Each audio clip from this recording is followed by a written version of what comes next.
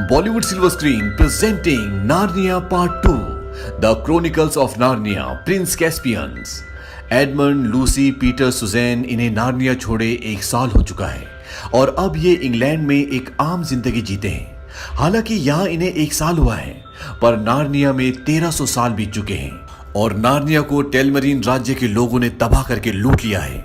वहीं टेलमरीन राज्य में प्रिंस कैस्पियन, जिसके पिता अब इस दुनिया में नहीं रहे, वहां पूरे राज्य की बागडोर उसके चाचा मिराज के हाथों में है। और जब मिराज का बेटा होता है तो वो अपने भतीजे कैस्पियन को मारने का आदेश देता है ताकि राजगद्दी पर उसके बेटे का अधिकार हो। पर इससे पहले ही कैस्पियन को उसका मेंटर डॉक्टर कॉर्लिनियस कहता है कि तुम जंगल में भाग जाओ, और उसे एक हॉर्न भी देता है और कहता है कि अगर बहुत जरूरी हो तभी इसे बजाना।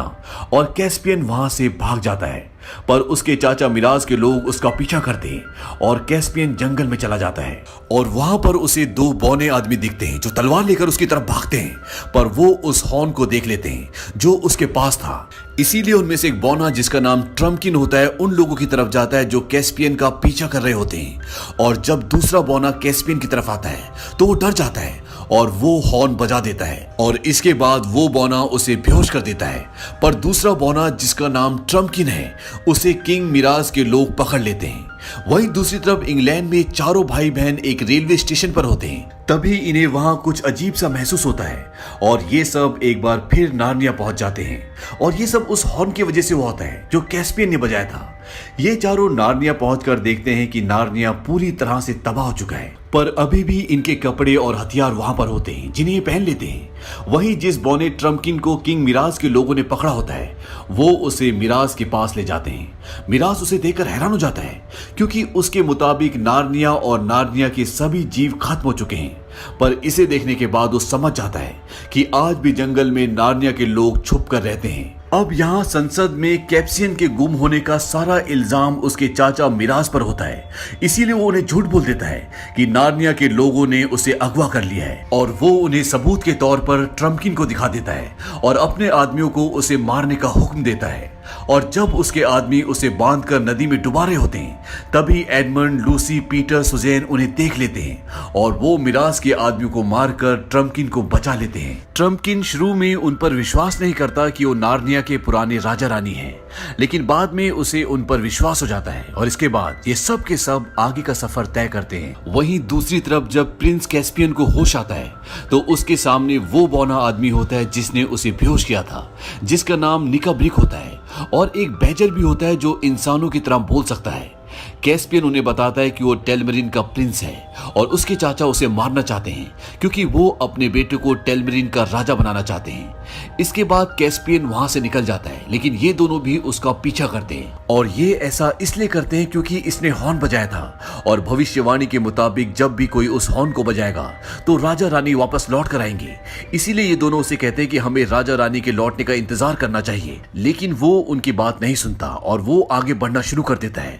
तभी इनके ऊपर कुछ और लोग हमला करते हैं जो कि इसी के चाचा के लोग होते हैं जो इसे मारना चाहते हैं। और अब ये सब वहां से भागना शुरू कर देते हैं, लेकिन बैजर को एक तीर लग जाता है और वो घायल हो जाता है। और जब कैस्पियन उसे बचाने के लिए जाता है तो वो सारे सैनिक उसके सामने आ जाते हैं और इससे पहले कि वो उसे मार दे, वहां पर एक छोटा सा चूहा आता है जो कि एक योद्धा होता है और वो उन सारे सैनिकों को मार देता है। और इसके बाद ये तीनों के तीनों कैस्पियन को उस जगह ले जाते हैं जहां पर नार्निया के बहुत सारे लोग होते हैं।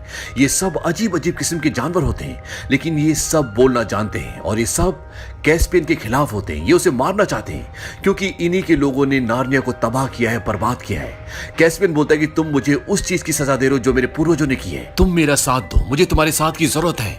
मैं टेलमरीन की राजगद्दी का उत्तराधिकारी हूँ और एक बार मैं राजा बना तो मैं हम दोनों के बीच में अमन बहाल करूंगा। और कैस्पियन की ये बात सुनने के बाद नार्निया के सभी सिपाही, सभी लोग उसका साथ देने को तैयार हो जाते हैं क्योंकि सबको आजादी चाहिए।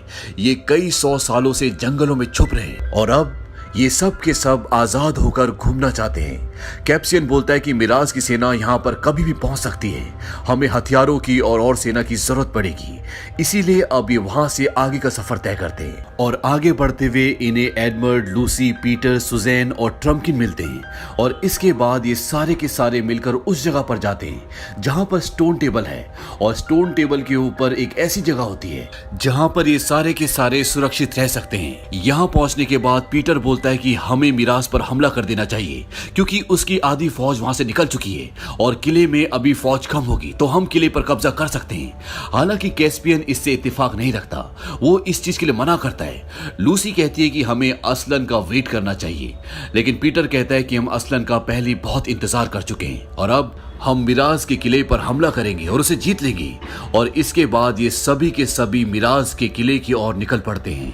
लेकिन किले की दीवारें बहुत ऊंची है और उन्हें पार करना इतना आसान नहीं है, इसीलिए इनमें से कुछ लोग उड़ते हुए पंछियों के साथ किले के अंदर चले जाते हैं ताकि ये अंदर से दरवाजे खोल दें। और ये ऐसा ही करते हैं, अंदर के सारे दरवाजे खोल देते हैं और इसके बाद इनकी पूरी सेना अंदर आ जाती है और मिराज की सेना के साथ इनका युद्ध शुरू हो जाता है।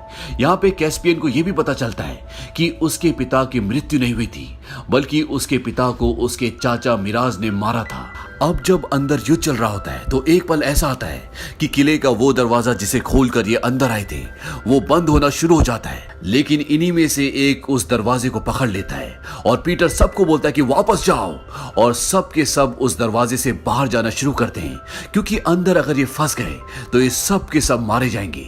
लेकिन उस दरवाजे से सब के सब बाहर नहीं निकल पाते और जो लोग अंदर रह जाते हैं उन्हें बुरी तरह से मार दिया जाता है और बाकी सब के सब वापस लौट जाते हैं। वापस आने के बाद पीटर और कैस्पियन के बीच में झगड़ा होता है क्योंकि जब कैस्पियन को यह पता चला कि उसके पिता को उसके चाचा मिराज ने मारा है तो वो गेट छोड़कर उन्हें मारने चला गया था, जिस वजह से इनकी पूरी रणनीति बदल जाती है। यहाँ पर ट्रम्किन भी बहुत बुरी तरह घायल होता है, लेकिन लूसी के पास वो दवा होती है जो उसे सेंटा ने दी थी और वो उसे वो दवा पिलाकर बिल्कुल ठीक कर देती है। वहीं दूसरी तरफ मिराज जो अभी तक राज्य की देखभाल करता था उसे वहां का राजा बना दिया जाता है क्योंकि सबको लगता है कि कैस्पियन नार्निया वालों के साथ मिलकर हम पर हमला कर रहा है और अब इनका नदी में वो पुल भी बन चुका है जिसे पार कर कर ये नार्निया तक पहुंच सकते हैं और इनकी पूरी सेना अब नार्निया की तरफ बढ़ना शुरू हो जाती है। वहीं नार्निया में वो बौना जिसका नाम निकब्रिक है, जिसने कैस्पियन को बेहोश किया था, वो उसे कहता है कि तुम्हारे राजा रानी कुछ नहीं कर पाए, तुम्हारी आधी सेनाएं मर चुकी है और जो बची है वो भी मर जाएगी, लेकिन हम तुम्हें वो दिलवा सकते हैं जो तुम्हें चाहिए। तुम्हें तुम्हारे चाचा का खून चाहिए और हमें भी, तुम्हें तुम्हारी राजगद्दी चाहिए। और इसके बाद वो उसे एक जगह ले जाता है जहां पर व्हाइट विच कैद होती है। व्हाइट विच उसे कहती है कि मुझे तुम्हारे खून की एक बूंद चाहिए, उसके बाद मैं आजाद हो जाऊंगी और फिर मैं तुम्हारी हो जाऊंगी और जो तुम चाहते हो वो सब कुछ होगा। हालांकि कैस्पियन ऐसा नहीं करना चाहता, लेकिन व्हाइट विच उसे अपने वश में कर लेती है। लेकिन इससे पहले कि वो उसके खून की बूंद से आजाद होती, वहां पर पीटर, एडमंड और ट्रम्किन आ जाते हैं और वो निकब्रिक को मार देते हैं और उस बर्फ की वॉल को भी तोड़ देते हैं जिसके अंदर व्हाइट विच कैद होती है। वहीं दूसरी तरफ मिराज की सेना इन तक पहुंच चुकी है और अब एक बहुत बड़ा युद्ध होने वाला है और नार्निया के पास इतनी बड़ी सेना नहीं है कि वो मिराज का सामना कर पाए, इसीलिए अब इन्हें असलन की जरूरत है। लूसी और सुजैन ये फैसला करते हैं कि वो जंगल में जाकर असलन को ढूंढेंगे, उसे बुलाएंगे। इसीलिए कैस्पियन इन्हें एक आइडिया देता है। वो कहता है कि मिराज भले एक राजा है, लेकिन वो भी रीति रिवाजों से बंधा हुआ है। अगर हम उसे अकेले में राजा पीटर के साथ युद्ध करने के लिए ललकारें तो शायद मना न कर पाए, और ये ऐसे ही करते हैं। ये मिराज के पास एक संदेश लेके जाते हैं और उसे बताते हैं कि हम चाहते हैं कि तुम्हारे बीच में और राजा पीटर के बीच में युद्ध हो और इसमें जो जीतेगा उसकी इस युद्ध में जीत होगी और दूसरी सेना को समर्पण करना पड़ेगा। इससे हमारे सैनिक नहीं मरेंगे। हालांकि मिराज इस बात को एक्सेप्ट नहीं करना चाहता, लेकिन उसके साथ कुछ ऐसे लोग होते हैं जो चाहते हैं कि मिराज ऐसा करे क्योंकि वो मिराज को पसंद नहीं करते। और इसके बाद मिराज के बीच में और पीटर के बीच में युद्ध होता है। वहीं दूसरी तरफ सुजैन और लूसी गहरे जंगल की तरफ चले जाते हैं, लेकिन मिराज के लोग उनका पीछा करते हैं और इसीलिए सुजैन को उतरना पड़ता है और वो लूसी को कहती है कि तुम्हें अब आगे का सफर अकेले तय करना पड़ेगा, और वो मिराज के सभी लोगों को मार देती है और लूसी गहरे जंगल की तरफ निकल पड़ती है। यहाँ पीटर और मिराज की लड़ाई में पीटर की जीत और मिराज की हार होती है, लेकिन वो उसे खुद नहीं मारता, बल्कि वो ये मौका कैस्पियन को देता है क्योंकि मिराज ने कैस्पियन के पिता को मारा होता है। लेकिन कैस्पियन भी अपने चाचा को नहीं मारता। वो उसे छोड़ देता है और कहता है कि मैंने तुम्हारी जान बख्श तो दी, लेकिन मैं नार्निया को उनका मुल्क वापस लौटा के रहूंगा। और वो उसे छोड़ देता है। तभी वहां पर मिराज का एक आदमी आता है और वो उसे सुजैन के तीर से चुपके से मार देता है, जो तीर उसके हाथ में होता है, और अपनी सेना को बोलता है कि इन्होंने हमारे साथ धोखा किया है, हमारे बादशाह को मार डाला। और अब टेलमेरिन की पूरी सेना नार्निया पर हमला कर देती है और इन दोनों सेनाओं के बीच में युद्ध शुरू हो जाता है। वहीं दूसरी तरफ लूसी गहरे जंगल में पहुंच जाती है, जहां पर उसे असलन दिखता है। वो असलन को बोलती है कि तुम पहले क्यों नहीं आई। असलन बोलता है कि समय की धारा हमारे हिसाब से नहीं बहती। लूसी असलन से पूछती है क्या अगर मैं पहले यहाँ पर आती तो हम सारे नार्नियंस को बचा पाती।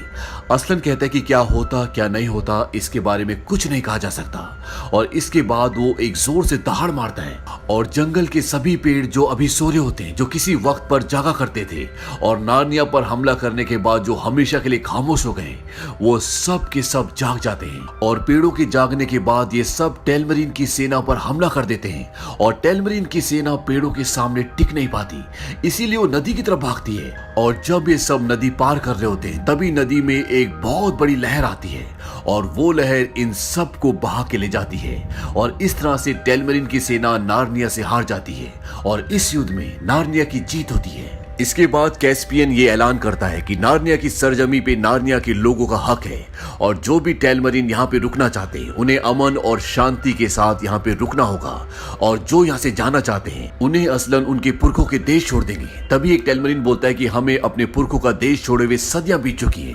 असलन बोलता है कि तुम्हारे पुरखे समंदर में घूमने वाले डाकू थे। एक दिन वो एक गुफा के जरिए यहाँ तक पहुंच गए और उन्होंने नार्निया पर अपना कब्जा कर लिया, और जहां से तुम्हारे पुरखे आए थे वहीं से हमारे राजा रानी भी आए हैं, और अगर तुम वहां पर वापस जाना चाहते हो तो हम तुम्हें वहां पर भेज सकते हैं। लेकिन इसके लिए वहां पर 2-3 लोग ही तैयार होते हैं। और तभी वहां पर जो एक पेड़ होता है वो घूमना शुरू होता है और उसके बीच में से एक दरवाजा बन जाता है, और जब वो उस दरवाजे से दूसरी तरफ जाते तो गायब हो जाते हैं। दरअसल वो अपनी दुनिया में पहुंच जाते हैं और अब एडमंड, लूसी, सुजैन और पीटर को भी वापस अपनी दुनिया में जाना होगा, क्योंकि नार्निया में उनका वक्त खत्म हो चुका है।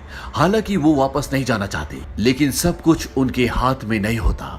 यहाँ पर यह दिखाया जाता है कि सुजैन को और कैस्पियन को आपस में प्यार होता है और वो दोनों एक दूसरे के गले मिलते हैं, और इसके बाद वो उसी रास्ते से जो पेड़ के बीच से बना होता है वो अपनी दुनिया में वापस आ जाते हैं। और वो उसी जगह पर, उसी रेलवे स्टेशन पर आते हैं जहां पर ये अपनी ट्रेन का इंतजार कर रहे थे, और हॉर्न बजने की वजह से नार्निया पहुंच गए थे।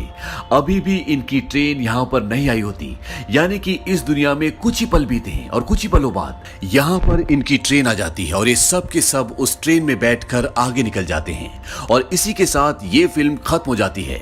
ये फिल्म 7 मई सन 2008 को रिलीज हुई थी। ये एक बहुत ही कामयाब फिल्म थी। इस पूरी फिल्म का बजट था $225 मिलियन और इसने कमाई की थी $419 मिलियन की। उम्मीद करते हैं कि ये कहानी आपको पसंद आई होगी।